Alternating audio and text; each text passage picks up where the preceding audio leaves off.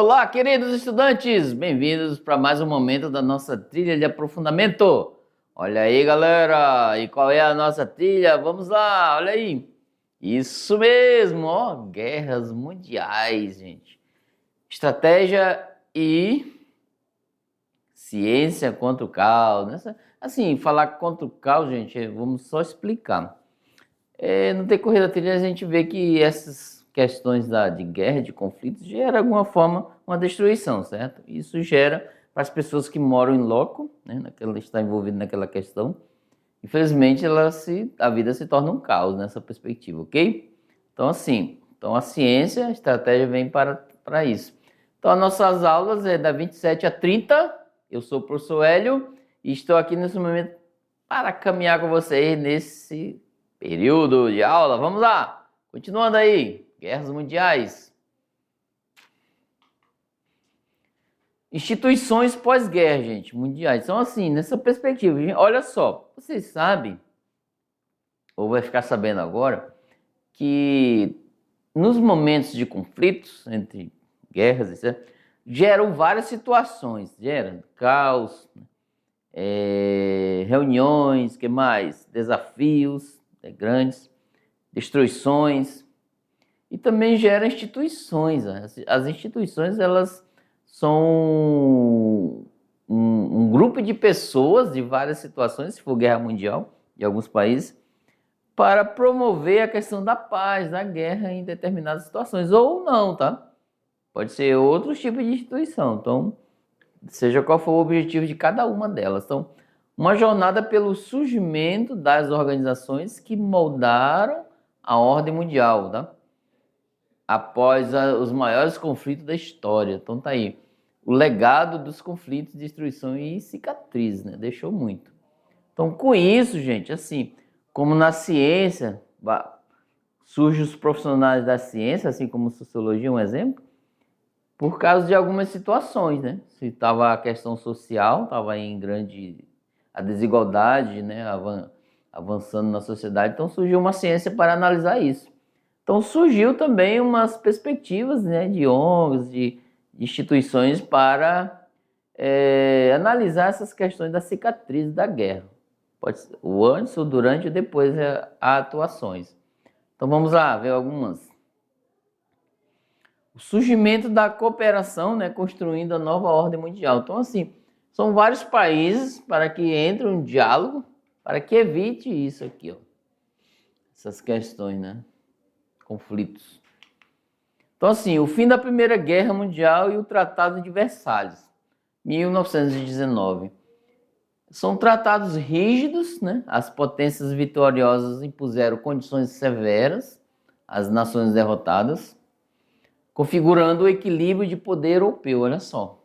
Então, quem estava na frente, acima do poder e ganhando, né, os conflitos, colocou sanções e imposições severas contra os que perderam, nessa perspectiva. Responsabilização da Alemanha. A Alemanha foi oficialmente responsabilizada pelo início da guerra e obrigada a pagar reparações massivas aos países vencedores. Olha aí. Condições obrigatórias. O tratado exigiu desmilitarização rigorosa, ou seja, diminuir, tá, a questão militar do país. Perda significativa de territórios e pagamento financeiro externo. Então, essa aí foi uma das situações que surgiu no período de guerra, pós-guerra, no Tratado de Versalhes, tá? Então, a gente vai ver cada parte para poder entender que no meio de tantos conflitos surgem instituições ou razões ou regras, pessoas que se uniram nos países envolvidos ou até países que não estão envolvidos também entram para a questão da promover a paz para resolver uma situação de conflito, ok? Vamos lá. Cláusula de culpa de guerra e suas consequências. Ressentimento e instabilidade. A responsabilização total da Alemanha gerou profundo ressentimento nacional e instabilidade política que dominou, né, até a década de 1920. Então esse período todo foi uma instabilidade política num país muito severa. O médio, né? Depende da análise. caminham para o nazismo. A vergonha da derrota e o acordo de paz humilhante foram fatores cruciais na ascensão do nazismo e do nacionalismo extremista, né? O lado extremo já surgiu aí, olha só. Já é um movimento, gente, ó. Sementes do conflito. O cenário pós-guerra plantou as sementes para um novo conflito global, apenas 2 décadas depois. Então, assim, após a Primeira Guerra, ficou uma sementezinha que passou para a Segunda, gerou a Segunda Guerra Mundial. Olha que interessante. Ó, o declínio de impérios e surgimento de novas nações, por exemplo, os impérios dissolvidos, fim do Império Alemão, Austro-Húngaro, Russo e Otomano, né, que dominaram a Europa por séculos. Então, diminuiu. Daí, gente, surgiram novos tratados. Saint-Germain, né, na Áustria, e Trianon, na Hungria. Redesenharam completamente o mapa da Europa Central. Então tá aqui, ó. Trouxe vocês terão uma noção mais ou menos de como era antes, né? 1914. Ó, os impérios tinha aqui, húngaro, né, alemão, russo. E aqui já mudou, né, 1914, 4 anos depois, a 1923. Novos estados, né, apareceu nova Checoslováquia, né, governabilidade. Então começaram a moldar. Geograficamente falando, olha só, geograficamente falando, quando se há um conflito entre países, ou até regional, aquela perspectiva, aquele ambiente lá, ele se molda, se reestrutura de maneira distinta do que era antes. Ou seja, o antes e o depois do pós-guerra. Então, repúblicas como Polônia, né, surgiram em fronteiras. Então, as etnias foram se expandindo para novas formações, para que vocês possam verificar. Inclusive, né, vocês têm perspectiva, já verificaram no componente curricular de Geografia e de História, ok? Continuando. Então, olha só. A Liga das Nações, o primeiro passo para a paz, gente, olha só. Então, aqui já é um pontapé inicial para a paz global ou paz mundial, certo? Aqui está. Criação histórica, 1920, que vocês verificaram aqui, ó, quase esse período aqui do pós-guerra. Foi a primeira organização intergovernamental com o objetivo explícito de manter a paz mundial e prevenir futuros conflitos. Então se iniciou aí uma instituição com vários países para promover a questão da paz. Diálogo. Fundamento nos 14 pontos. Baseada nos ideais de Woodrow Wilson, né? Buscava a diplomacia, a autodeterminação dos povos e segurança coletiva. Desafios estruturais. Gente, essa diplomacia que ela é importante, que ela vai promover o diálogo entre países que estão em desafetos, etc. Enfrentou a ausência de potências importantes, como os Estados Unidos, que não aderiu na época, e falta de poder coercitivo real para executar decisões. Assim, quando se tinha uma decisão eminente, né, a desfavor de um país, às vezes ele desobedece, não queria. Então não tinha uma força, vamos dizer assim, exército nessa organização para fazer valer aquela decisão. Então tinha esse impasse, tá? Essa questão, essa não força. Continuando, olha lá. A sombra da Segunda Guerra. Então veio a Segunda Guerra, certo? Crise econômica. A Grande Depressão agravou a instabilidade econômica social da Primeira Guerra, pós-Primeira Guerra. Então já estava em crise, piorou. Regimes totalitários. O terreno fértil criou condições para a ascensão de ditaduras fascistas e comunistas. Então, o terreno estava frágil, então a semente, né, foi crescendo, essas questões aqui. Falha na Liga. Incapacidade de prevenir agressões levaria a um novo conflito devastador. Então a Liga foi criada, claro. Foi criada em favor da diplomacia, diálogo mundial para que evitasse uma guerra, um conflito. como falei antes, há países que não aderiram a isso. Ou seja, não obedeceram, não queriam diálogo quanto a essas questões. Então se agravou, né? E a Liga é tida como uma falha dela, porque falta estrutura, né? Estruturalmente, pela demanda, né? Macro demanda. Como se fosse a Liga micro, né? Microação para uma macro demanda. Olha só que interessante. É imaginariamente, uma analogia, é um beija-flor fazendo a parte dele para apagar um fogo, um incêndio grande. O beija-flor jogando a água dele lá. Essa analogia, tá? Para poder entender. Vamos lá. Então assim, gente, o nascimento da ONU, olha só. Da Liga das Nações surgiu a ONU. Lições aprendidas, olha que interessante. Então, ou seja, nas falhas anteriores se melhorou na criação da ONU. A Organização Nacional, né, das Nações Unidas. Fundação, 1945.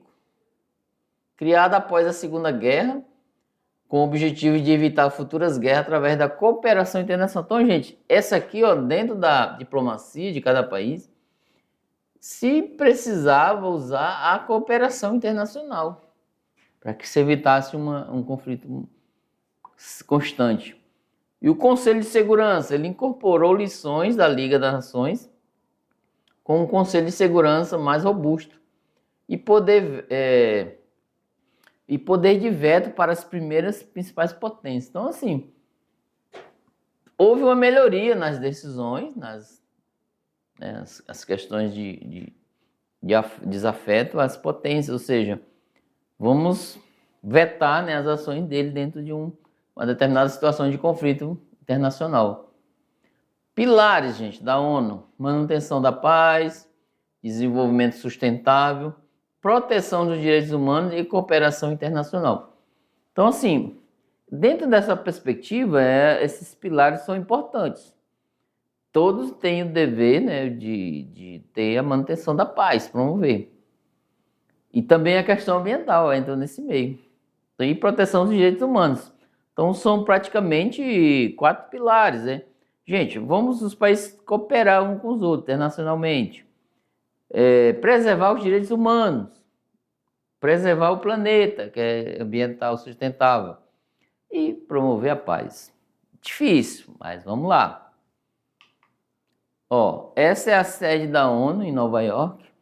Ela, inaugurada em 52, simboliza a cooperação global e continua sendo o principal fórum de diplomacia internacional no século XXI, até hoje, tá? Então vocês veem aí, em meio à atualidade, né? Temos alguns conflitos, então ela entra nessa perspectiva. Então as bandeiras ficam nos países que estão em cooperação, aderiram a ela. E o nosso está ali, o Brasil. Gente, existe um legado e continuidade, né? Instituições que moldam o mundo. Por exemplo, os 3, é um resumo aqui, tá? De que nós falamos. Tratado de Versalhes, né, apesar de falhas, foi um marco na tentativa de organizar o mundo após um conflito sem precedentes da Primeira Guerra. Liga das Nações, embora extinta, representou o primeiro esforço formal de cooperação internacional e diplomacia multilateral,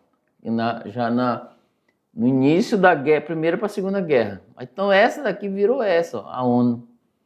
Ela continua a ser a principal arena para a diplomacia global, adaptando-se aos desafios do século XXI.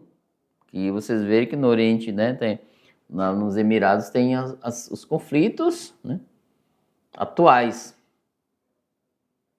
E na Ucrânia também, com a Rússia. Então hoje ainda se vê, né, as questões de guerras em loco, né, regionais. E agora, gente, a história das instituições pós-guerra é a história de tentativa contínua de construir paz duradoura. Olha que interessante, paz duradoura. Através da cooperação, aprendendo com cada fracasso e aperfeiçoando a visão de um mundo mais justo e seguro. Agora eu tenho um presente para vocês aí, ó. Bora protagonizar. Esse é o momento, um bordão para que vocês possam... É sinônimo de mão na massa e sua vez. Então vocês vão agora ser, né, os protagonistas do seu trabalho. Vamos lá? Continuando, olha aí. O que temos para hoje? Gente, atividade serve para as aulas 27 e 28, ok? Fazer um levantamento das instituições e movimentos que surgiram durante e depois das duas guerras mundiais. Então, vocês vão analisar quais as instituições e movimentos, tá? São dois tipos. Considerando o período de surgimento e a função de cada uma, se existe ou não um país que não obedece às orientações dessa. Pode fazer em tabela aqui, ó. Por exemplo, coloca as instituições, aí coloca aqui, ó. Surgimento, né, tal. Aí outra. Função, que é o objetivo. A outra. Ela obedece, sim ou não? Olha só que legal. Também verifique se o Brasil teve ou tem algum tipo de participação. Então tá aí, essa é a primeira atividade, tá? Vale para agora. A partir da aula vocês já vão preparar para outra aula também. E a segunda, olha lá, 29 a 30. Imagine um cenário, ó, tem um cenário aqui, que você está disposto a oferecer suas contribuições de paz para o contexto de guerra, se tornando um agente da paz, olha. Crie uma instituição ou movimento que ofereça diálogo de conselhos, né, de paz, olha só. Então vocês vão criar imaginariamente, tá? Ela é fictícia. Imagine se tornar realidade, hein?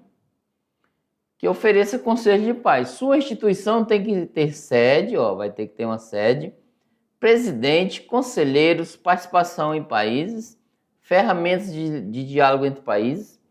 A ideia é que você crie uma instituição que possa promover a paz. Destaque como você vai atuar, né? Como você vai atuar nesse fim, como irá acontecer o diálogo, etc.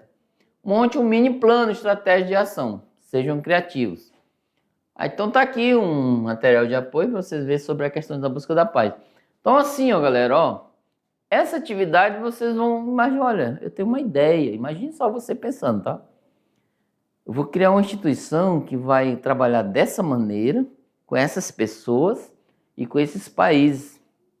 E eles vão agir dessa maneira, dessa forma, para que evite a guerra e tenha paz constante. Sim. Interativamente. Olha que interessante. Então vocês vão criar imagina aí uma instituição e como vai promover. Escolha a maneira como irá acontecer isso, tá? Como que a paz pode acontecer? Dê um nome para a sua instituição, pode criar, sejam criativos aí. Pode usar o meio manual físico, tá? Cartaz, etc. Material reciclado, ou pode usar tecnologia, pode até usar inteligência artificial aí, ó. Gera aí um projeto, etc. Pode trabalhar e manda lá pra gente a sua ação, tá? Os seus trabalhos pra gente analisar, ok? E lembre-se, ó, todo esse material produzido, guarde-os para a culminância da nossa trilha. Guerras mundiais, estratégia e ciência contra o caos. Grande abraço, até a próxima, tchau, tchau!